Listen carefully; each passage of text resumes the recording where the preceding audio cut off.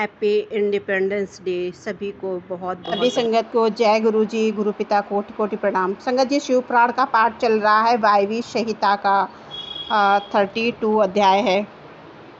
बहुत ध्यान से सभी संगत सुनेगी और कमेंट में शुक्राना जरूर करेंगे। संगत जी, पशुपत व्रत की विधि और महिमा का भस्म धारण की महत्ता। ऋषि बोले, भगवान, हम परम उत्तम पशुपत व्रत को सुनना चाहते हैं, जिसका अनुष्ठान करके ब्रह्मा आदि सब देवता पशुपति माने गए हैं। वायुदेव ने कहा कि मैं तुम सब लोगों को गोपनीय पशुपत व्रत का रहस्य बताता हूँ, जिसका अर्थ शीर्ष में वर्णन है तथा जो सब पापों का नाश करने वाला है। चित्रा ने युक्त पौर्णमासी इसके लिए उत्तम काल है। शिव के द्वारा अनुग्रहित स्थान ही इसके लिए उत्तम देश है अथवा क्षेत्र, बगीचे आदि तथा वनप्रस्थ भी शुभ एवं प्रशस्त देश है। पहले त्रयोदशी को भली भांति स्नान करके नित्य कर्म संपन्न कर ले, फिर अपने आचार्य की आज्ञा लेकर उनका पूजन और नमस्कार करके व्रत के अंग रूप में देवताओं की विशेष पूजा करें। उपासक को स्वयं श्वेत वस्त्र, श्वेत यज्ञोपवित्र, श्वेत पुष्प और श्वेत चंदन धारण करना चाहिए। वह कुश के आसन पर बैठकर हाथ में मुट्ठी भर कुश ले, पूर्व में उत्तर की ओर मुंह करके 3 प्राणायाम करने के पश्चात भगवान शिव और देवी पार्वती का ध्यान करे। फिर वह संकल्प करे कि मैं शिव शास्त्र में बताई हुई विधि के अनुसार यह पशुपत व्रत करूँगा। वह जब तक शरीर गिर ना जाए तब तक के लिए अथवा 12, 6 या 3 वर्षों के लिए अथवा 12, 6, 3 या 1 महीने के लिए अथवा 12, 6, 3 या 1 दिन के इस व्रत की दीक्षा ले। संकल्प करके विराज होम के लिए विधिवत अग्नि के स्थापन करके क्रमशः घी, समिधा और चरु से हवन करें। तत्पश्चात तत्वों की शुद्धि के उपदेश से मूल मंत्र द्वारा उन समिधा आदि सामग्रियों की ही आहुति दें। उस समय वह बारंबार यह चिंतन करें कि मेरे शरीर में जो ये तत्व है सब शुद्ध हो जाए। उन तत्वों के नाम इस प्रकार हैं: 5 भूत, उनकी 5 मंत्राएं, 5 ज्ञानेंद्रियां, 5 कामेंद्रियां, 5 विषय त्वचा आदि, 7 धातु प्राण आदि, 5 वायु, मन, बुद्धि, अहंकार, प्रकृति, पुरुष, राग, विद्या, कला, नित्य, काल, माया, शुद्ध विद्या, महेश्वर, सदाशिव, शक्ति तत्व और शिव तत्व, ये क्रमशः तत्व कहे गए हैं। विरज मंत्रों से आहुति करके होता रजोगुण सहित शुद्ध हो जाता है। फिर शिव का अनुग्रह पाकर वह ज्ञानवान होता है। तदनंतर गोबर लाकर उसकी पिंडी बनाएं। फिर उसके मंत्र द्वारा अभिमंत्रित करके आग में डाल दें। इसके बाद इसका प्रक्षोण करके उस दिन व्रती केवल हविष्य खाकर रहे।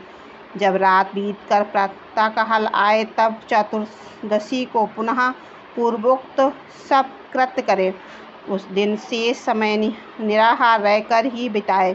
फिर पूर्णिमा को प्रातःकाल इसी तरह होम पर्यंत कर्म करके रुद्राग्नि का उपसंहार करे। तदनंतर यत्नपूर्वक उसमें से भस्म ग्रहण करें।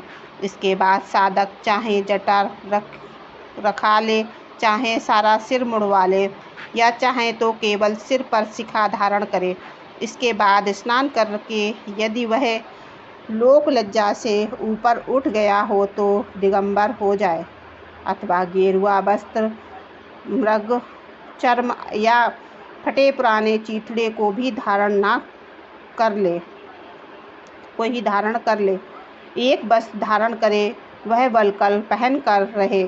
कटीक में मेखला धारण करके हाथ में दंड ले। तदनंतर हाथ दोनों पैर धोकर आचमन करे। विराज अग्नि से प्रकट हुए भस्म को एकत्र करके अग्नि रीति भस्म इत्यादि 6 अर्थवेदस्ति मंत्रों द्वारा उसे अपने शरीर में लगाएं, मस्तक में लेकर पैर तक सभी अंगों में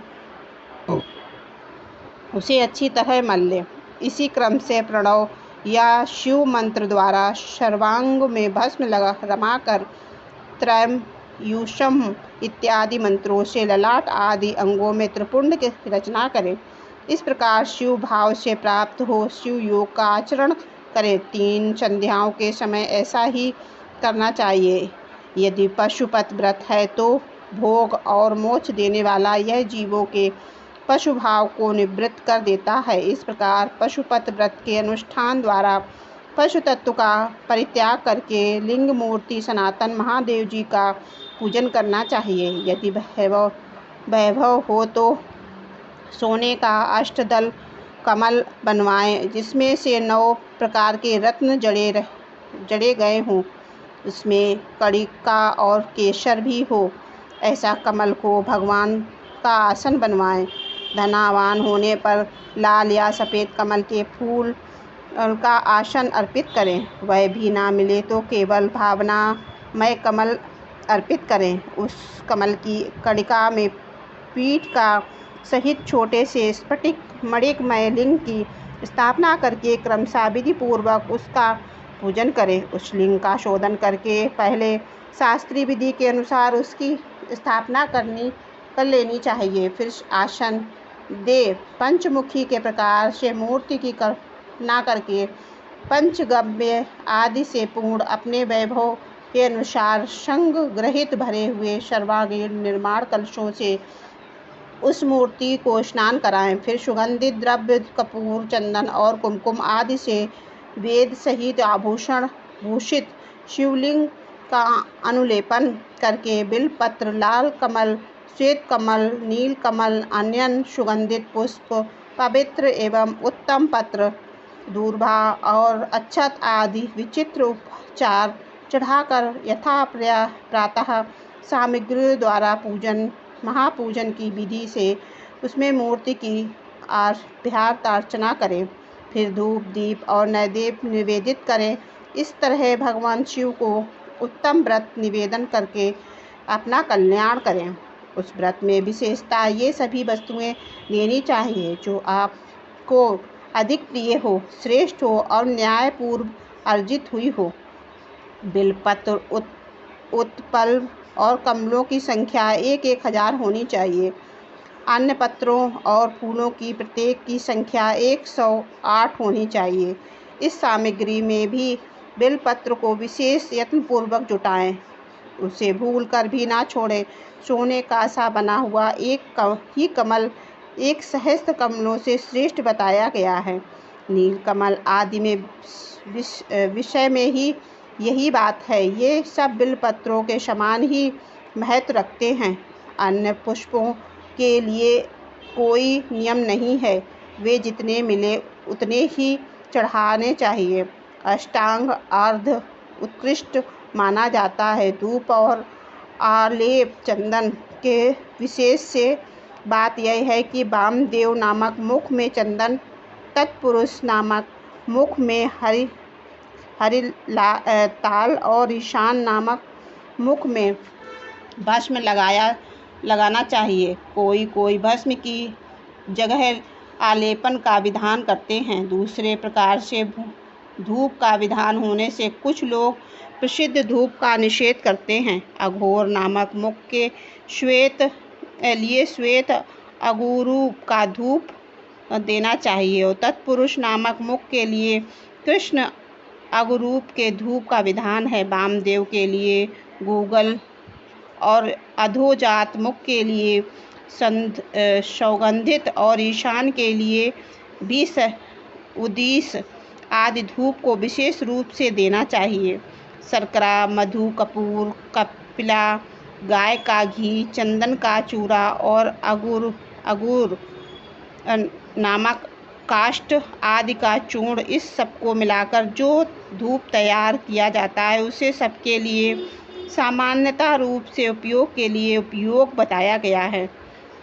कपूर की बत्ती और घी के दीपक जलाकर दीपमाला देनी चाहिए। तत्पश्चात प्रत्येक मुख के लिए पृथक पृथक अर्ध और आचमन देने का विधान है। प्रथम आवरण में गणेश और कार्तिकेय की पूजा करनी चाहिए। उसके साथ ही वह अंगों की भी पूजा आवश्यक है। प्रथम वर्ण की पूजा हो जाने पर द्वितीय वर्ण में चक्रवर्ती विघ्नेश्वरों का पूजन करना चाहिए। तृतीय वर्ण में भव आदि अष्टमूर्तियों की पूजा का विधान है। वहीं वामदेव आदि एकादश मूर्तियों का भी पूजन आवश्यक है। चौथे आवरण में सभी गणेश्वर पूजनीय हैं। 5 आवरण में कमल के भाग में क्रमशः 10 दिक्पालों, उनके अस्त्रों और अनुचरों की क्रमशः पूजा करनी चाहिए। वहीं ब्रह्मा के मानस पुत्रों की, समस्त ज्योतिर्गणों की, सब देवी देवताओं की, सभी आकाशचर्यों की, पातालवासियों की, अखिल मुनिवरों की, योगियों की, सब यज्ञों की, 10 सूर्यों की, मृतकाओं की, गणकों सहित क्षेत्रपालों की और इस समस्त चराचर जगत की पूजा करनी चाहिए। इन सबको शंकर जी की विभूति मानकर शिव की प्रसन्नता के लिए ही इनका पूजन करना उचित है। इस प्रकार आवरण पूजा के पश्चात परमेश्वर शिव का पूजन करके उन्हें भक्तिपूर्वक घृत और व्यंजन सहित मनोहार हविष्य निवेदन करना चाहिए। मुख शुद्धि के लिए आवश्यक उपकरणों सहित तंबूल लेकर नाना प्रकार के फूलों से पुनः इष्ट देव का श्रृंगार करें, आरती उतारें। तत्पश्चात पूजन का शेष कृत्य पूर्ण करें। प्याला और उपकार सामग्रियों सहित शैया अर्पित करें। शैया पर चंद्रमा के समान चमकीला हार दें। रजोचित मनोहर वस्तुएं सब प्रकार से संचित करके दें। स्वयं पूजन करें, दूसरों से भी कराएं तथा प्रत्येक पूजन में आहुति दें। इसके बाद स्तुति, प्रार्थना और जप करके पंचाक्षरी विद्या को जपें। परिक्रमा और प्रणाम करके अपने आप को समर्पित करें। तदनंतर इष्ट देव के सामने ही गुरु और ब्रह्मा की पूजा करें। इसके बाद अर्घ और 8 फूल देकर पूजित लिंग या मूर्ति को देवता का विसर्जन करें। फिर अग्निदेव का विसर्जन करके पूजा समाप्त करें। मनुष्य को चाहिए कि प्रतिदिन इसी प्रकार पूर्वोक्त रूप से सेवा करे। पूजन के अंत में स्वर्णमय कमल तथा अन्य सब उपकरणों सहित उन शिवलिंग को गुरु के हाथ में दें अथवा शिवालय में स्थापित कर दें। गुरुओं और ब्राह्मणों तथा विशेष व्रतधारियों की पूजा करके सामर्थ्य हो तो भक्त ब्राह्मणों तथा दीनों और अनाथों को भी संतुष्ट करें। स्वयं उपवास में असमर्थ होने पर फल मूल खाकर या दूध पीकर रहें अथवा भिक्षान भोजी हो या एक समय भोजन करें। रात को प्रतिदिन परिमित भोजन करें और पवित्र भाव से भूमि पर ही सोएं। भस्ममय तृण पर अथवा चीर या मृग चर्म पर शयन करें। प्रतिदिन ब्रह्मचर्य का पालन करते हुए व्रत का अनुष्ठान करें।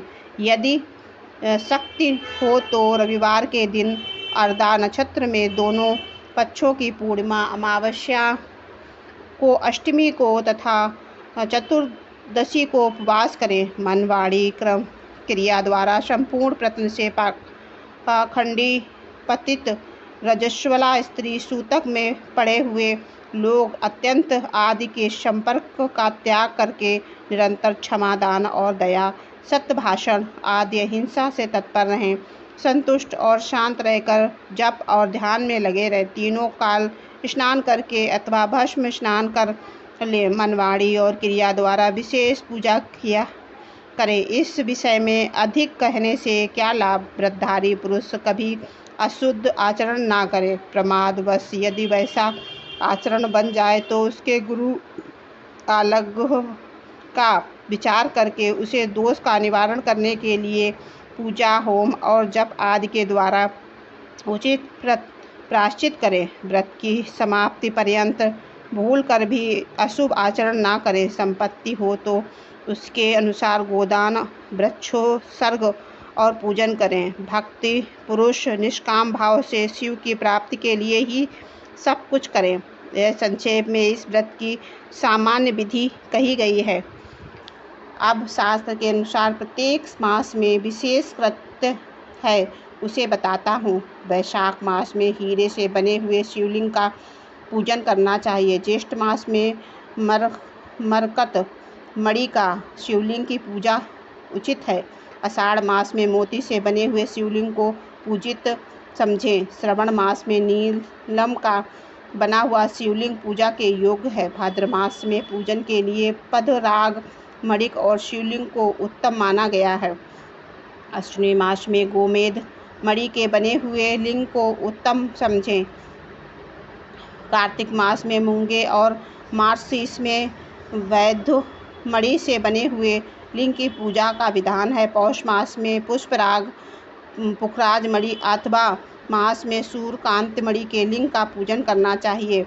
फागुन मास में चंद्रकांत मणि के और चैत्र मास में सूर्यकांत मणि के बने हुए लिंग के पूजा की विधि है। अथवा रत्नों से मिलने पर सभी मासों में स्वर्णमय लिंग का ही पूजन अपनी रुचि के अनुसार सर्वगंधमय लिंग का निर्माण करें। व्रत की समाप्ति के समय नित्य कर्म पूर्ण करके पूर्वत विशेष पूजा और हवन करके पश्चात आचार्य और विशेषताव्रती ब्राह्मण का पूजन करें। फिर अर्चना की आज्ञा से पूर्व और उत्तर की ओर मुँह करके कुशासन पर बैठे हाथ में कुछ लें। प्रणाम करके संबद्ध सदाशिव का ध्यान करते हुए यथाशक्ति मूल मंत्र का जप करें और फिर पूर्वतः आज्ञा ले हाथ जोड़ नमस्कार करके कहें कि भगवान अब मैं आपकी आज्ञा से इस व्रत का उत्सर्ग करता हूँ। ऐसा कहकर शिवलिंग के मूल भाग में उत्तर दिशा की ओर कुशों का त्याग करें।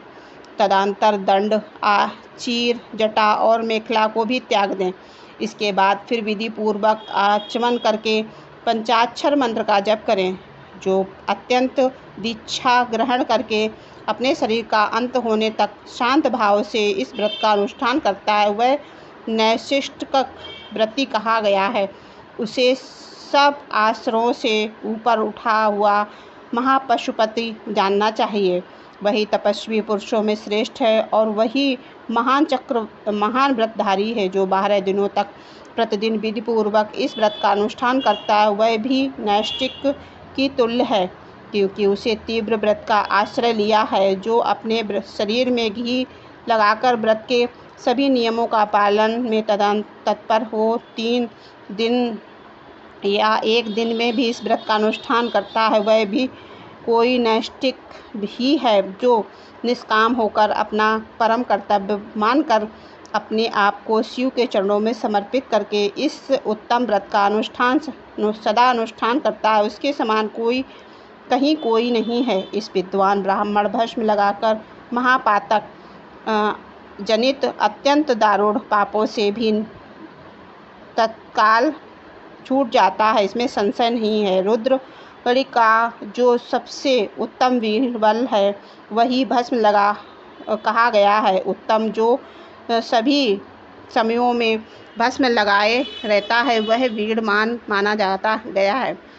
भस्म में निष्ठा रखने वाले पुरुष के सारे दोष और भस्म के संयोग से दग्ध होकर नष्ट हो जाते। इसका शरीर भस्म स्नान से विशुद्ध और भस्मनिष्ठ कहा गया है। इसके सारे अंगों में भस्म लगा हुआ जो साक्षात महेश्वर कहा गया है। यह परमेश्वर संबंधी भस्म शिव भक्तों के लिए बड़ा भारी अस्त्र है क्योंकि उनके धौम्य मुनि के बड़े भाई उपमन्यु तप में आई हुई आपत्तियों का निवारण किया था। इसीलिए सर्वथा प्रयत्न करके पशुप्रत व्रत का अनुष्ठान करने के पश्चात हवन संबंधी भस्म का धन के समान समग्र करके सदा भस्म स्नान में तत्पर रहना चाहिए। जय गुरु जी। शुक्राना गुरु जी।